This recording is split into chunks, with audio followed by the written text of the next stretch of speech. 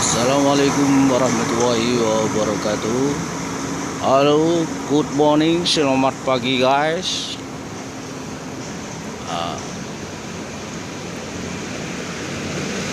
Pada kesempatan kali ini saya mengambil tema konten YouTube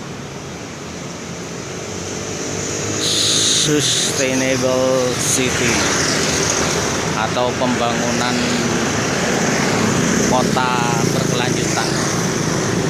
Saya berada tepat di depan Bank Sentral Indonesia, Bank Sentral Republik Indonesia.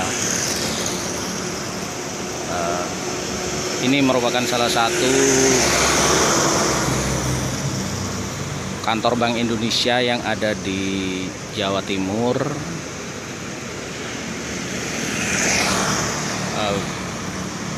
Bank Indonesia lainnya ada di, kalau tidak salah berada di Malang, Jember, dan mungkin ada di Madiun, saya kurang tahu pasti ya. Dan wilayahnya meliputi kabupaten kota di sekitarnya.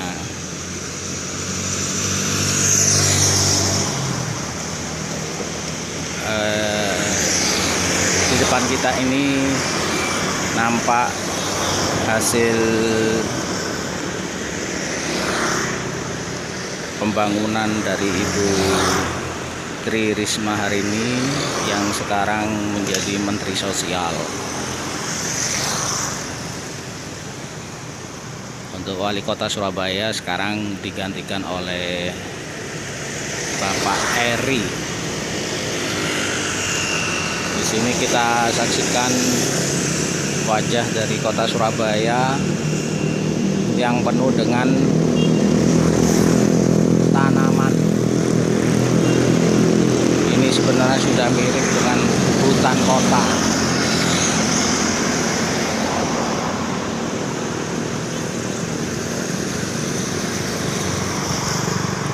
Inilah yang menjadikan Surabaya melalui Bu Risma meraih penghargaan tingkat internasional sebagai kota yang memiliki konsep pembangunan berkelanjutan.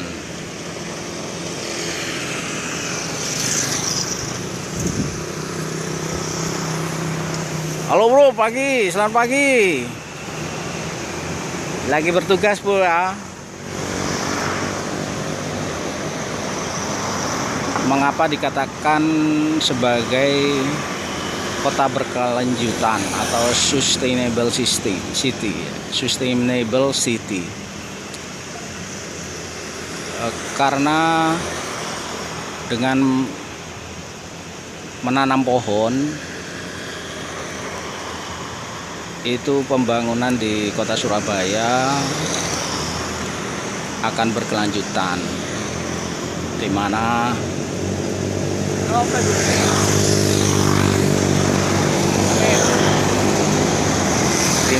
dengan pembangunan berwawasan lingkungan atau memperhatikan lingkungan hidup, utamanya dengan menanam pohon ini,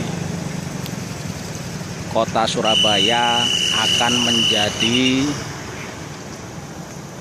aman dari kerusakan lingkungan. Sebagai contoh ekstrim itu seperti kota Jakarta.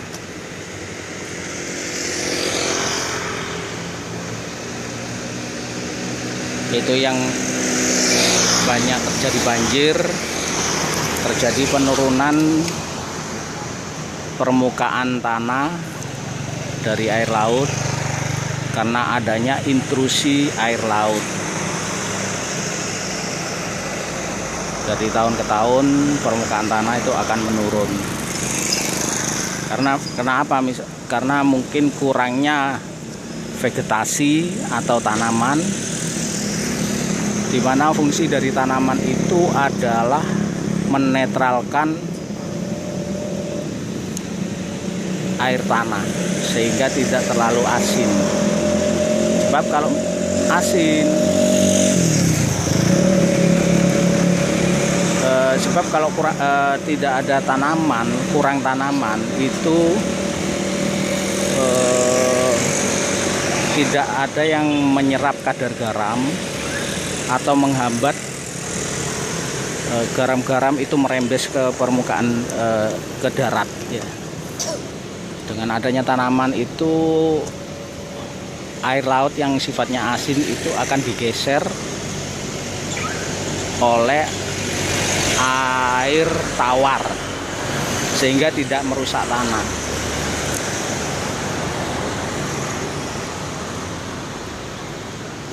Jadi fungsi dari akar tanaman itu banyak sekali ya. Di antaranya menetralkan garam, menghambat intrusi air laut sehingga tidak terjadi penurunan ketinggian tanah. Kalau misalnya tidak ada tanaman itu nanti terjadi land subsidence atau penurunan tanah dari tahun ke tahun, akhirnya akan permukaan tanah akan berada di bawah permukaan air laut. Akibatnya apa ya? Banjir. Kalau musim hujan akan terjadi banjir karena terjadi rob, naiknya air laut. Terus dari darat itu, dari hulu mengalir ke sungai sehingga ke muara, kota-kota di muara itu airnya akan semakin melimpah dan mengakibatkan banjir.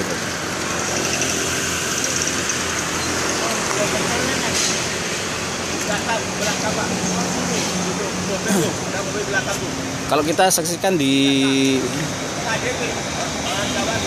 film-film ya, di film-film itu kemarin saya melihat sebuah kota di Amerika Serikat ya, di Amerika 500 tahun yang akan datang itu terjadi penurunan IQ. Itu dalam alur cerita, kurang tahu ini filmnya apa namanya. Sehingga air minum, air pam itu diganti dengan air Coca-Cola. Lucu sekali sob. Akhirnya air itu digunakan untuk menyiram tanaman sehingga tanaman itu nggak bisa muncul. Jadi ceritanya itu seseorang yang melakukan hibernasi atau dengan suatu teknologi, dia itu tidur selama 500 tahun. Kemudian dia terbangun. Saat itu kondisi masyarakat itu mengalami penurunan IQ. Pas ketika dia bangun, dia itu membuat suatu masalah karena dia tidak mempunyai tato di tubuhnya, di tangannya untuk mengambil uang. Jadi uang itu digunakan untuk mengambil dari ATM. Tato itu digunakan untuk mengambil uang di ATM. Sehingga karena dia tidak mempunyai tato itu, dia ditangkap aparat kepolisian di dalam penjara. Orang tersebut dites IQ-nya, ternyata dia mempunyai IQ yang paling tinggi di Amerika Serikat pada tahun 500 tahun yang akan datang itu. 500 anggap saja kalau sekarang 2021 ya. Itu filmnya 2520-an. Padahal dia itu menurut dia sendiri, dia adalah orang yang terbodoh saat itu sebelum melewati waktu itu. Tapi di masa datang dia menjadi seorang yang paling pintar. Nah, itu kondisinya di sana saat itu orang menanam biji bercocok tanam itu tidak bisa tumbuh karena yang disiramkan itu adalah air Coca-Cola yang mengandung asam, sehingga tanaman itu semuanya rusak.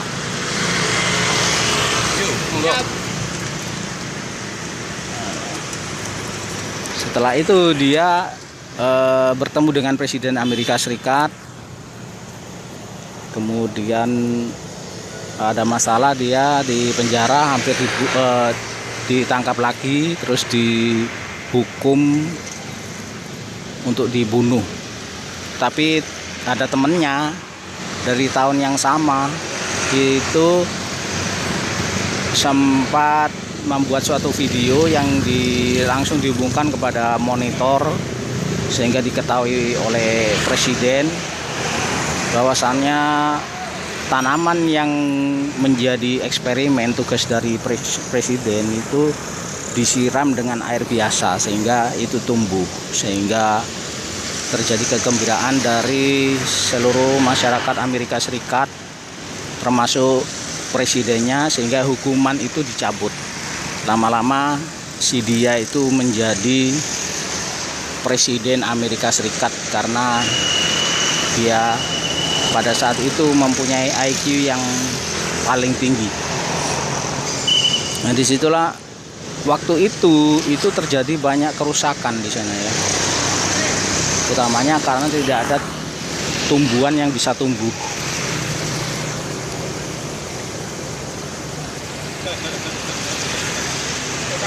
Ini langganan saya ini untuk jualan gulai, ini lagi belanja.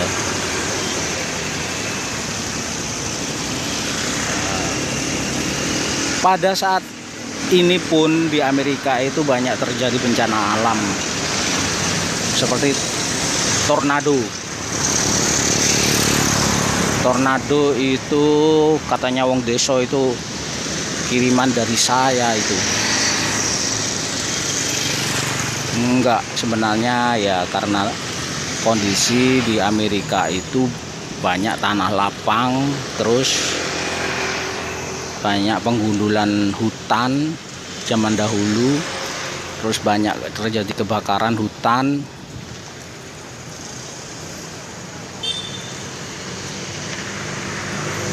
Sehingga ada perbedaan suhu yang tinggi. Jadi antara daratan dengan lautan itu pada siang hari perbedaan suhunya sangat tinggi.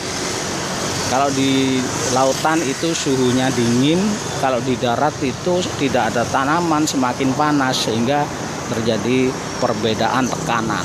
Akhirnya air dari laut itu berjalan semakin cepat dan berputar, terjadi angin beliung, tornado di Amerika Serikat. Bahkan sampai terjadi kebakaran. Itu semakin memperburuk kondisi lingkungan daratan. Itu bisa dibayangkan kalau semakin lama menjadi gurun pasir, menjadi padang yang gersang, tornado semakin merajalela. 500 tahun yang akan datang itu bagaimana? Kota itu menjadi rusak, menjadi banyak bencana alam. Itu pembangunan kota yang tidak berkelanjutan.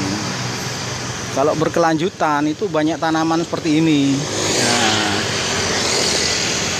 ini menjadi hutan kota. Ini bisa menjadi pelindung dari banjir dan tornado, terus penurunan tanah. Nah, itu. Sehingga dalam jangka panjang itu kota Surabaya akan menjadi aman dari bencana alam, hanya bisa membangun secara berkelanjutan untuk kenyamanan, kesejahteraan masyarakat. Ini itu konsep pembangunan yang berkelanjutan. Jadi jangan lupa ya, kita semuanya menanam pohon, menanam biji-bijian yang bisa dimanfaatkan baik di lahan sendiri maupun di hutan atau di tanah lapang, supaya kondisi lingkungan itu semakin baik ya, pembangunan jadi berkelanjutan. Namun ada beberapa kritik ya untuk pemerintah Kota Surabaya, seperti ini terlalu tinggi. Ada teman saya di Facebook itu, Pak Arif itu menanam pohon, kita menanam pohon tapi lama-lama nanti kan ditebang. Iya, kalau terlalu tinggi itu ya ditebang lah, dipangkas supaya tidak mengakibatkan kecelakaan bagi masyarakat yang beraktivitas, terutama para pengendara. Ada beberapa kasus di sana itu ada belok kiri titik nol di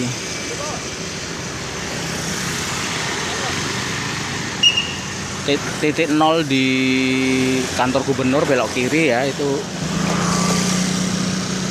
pernah ada kejadian suami istri yang meninggal akibat kejatuhan pohon yang tumbang pas itu musim hujan deras.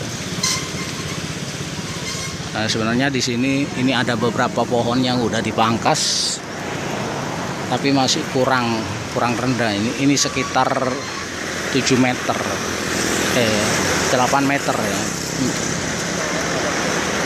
Ini maksimal itu tingginya mestinya 6 meter ya, 6 meter. Ini masih terlalu tinggi. Ini ada yang 10 meter ya, melebihi bangunan gedung. Ini kalau terjadi angin ribut, hujan deras, ini bisa tumbang. Kalau udah tumbang mengakibatkan potensi korban jiwa bagi pengendara yang lewat. Ini mohon ditertibkan, dibuat standar operating procedure atau standar prosedur kerja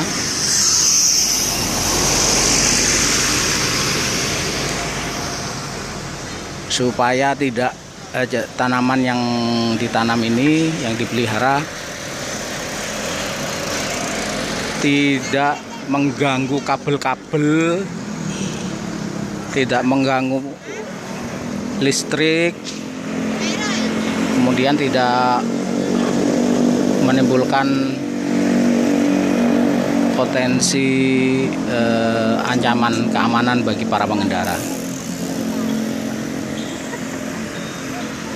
Itu kritik dari saya untuk Pemkot Surabaya agar keamanan di jalan itu semakin tinggi, meskipun kita tetap melakukan penghijauan yang sangat baik sekali. Ini aktivitas di depan Bank Indonesia ini, masyarakat di pagi hari ini beraktivitas. Ini pasar pagi di utara Tugu Pahlawan. Sampai di sana belok ke kanan itu niaga kali, ada babi bu,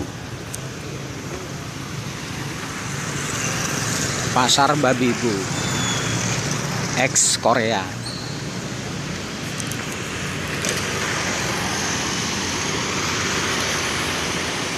Jadi kesimpulan pada vlog kali ini, pembangunan berkelanjutan yang berwawasan lingkungan itu sangat penting bagi kelanjutan pembangunan di Kota Surabaya. Surabaya ke kota metropolitan, jangan sampai rusak lingkungannya, tenggelam, banjir.